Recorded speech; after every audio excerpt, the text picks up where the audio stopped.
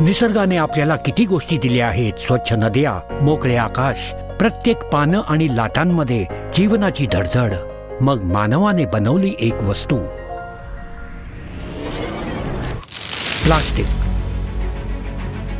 जे हलके, टिकाऊ आणि स्वस्त तर आहे, परंतु हळूहळू ते आपल्या समुद्रात घुसले, मग पर्वत शिखरांपर्यंत पोहोचले आणि आता तर माती आणि अन्नात सुद्धा मिसळायला लागले आहे. जी वस्तू सोयीसाठी बनवली होती तीच आता मोठे चॅलेंज होत आहे. या जागतिक पर्यावरण दिन 2025 दिवशी भारत एकजूट आहे. आम्ही सगळ्यांनी ठरवले आहे, एक राष्ट्र एक मिशन, प्लास्टिक मुक्त व्हावे जीवन.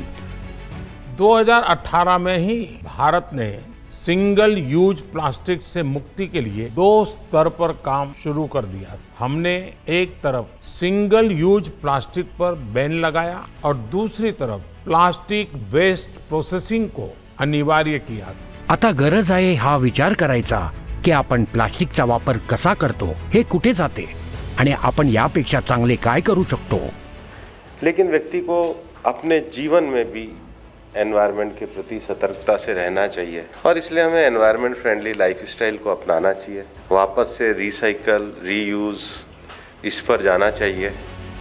तर रोजच्या छोट्या छोट्या स्टेप्स मोजूया, जसे बाटलीला रिफिल करणे आणि रियूज करणे, कापडाची पिशवी वापरणे, प्लास्टिक सोडून कडुलिंबाचा कंगवा घेणे किंवा डिस्पोजेबलच्या जागी इको फ्रेंडली कटलरी वापरणे. या छोट्या छोट्या सवयीच आपल्याला एन्व्हायरमेंट फ्रेंडली लाईफस्टाईल कडे घेऊन जात आहेत. जिथे शिकणे आहे तिथेच विचार करण्याचे स्वातंत्र्य असते. आर्ट पासून इंटरॅक्टिव्ह गेम्स पर्यंत, गोष्टी कथांपासून हॅकॅथॉन पर्यंत, इथून नवीन विचार निर्माण होतात, उत्तरे मिळतात आणि अशा बदलांची सुरुवात होते. चला आपण सगळे आज एक संकल्प करूया, लाईफ म्हणजे लाईफस्टाईल फॉर एन्व्हायरमेंटला स्वीकारण्याचा. मिशन लाईफला वास्तवात बदलण्यासाठी एकजूट होऊन पुढे चला.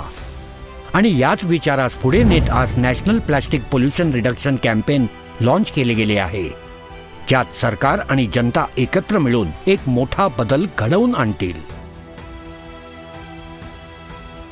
जागतिक पर्यावरण दिन 2025 भारत एक नव्या दिशेने भक्कम पावलांच्या बरोबर पुढे जात आहे. चला आपण ही प्रो प्लॅनेट पर्सन बनूया आणि या बदलाचा हिस्सा बनूया जो आपल्याला या पृथ्वीसाठी हवा आहे. प्लास्टिक प्रदूषण संपवणे आणि धरती मातेला स्वच्छ आणि हिरवेगार बनवणे.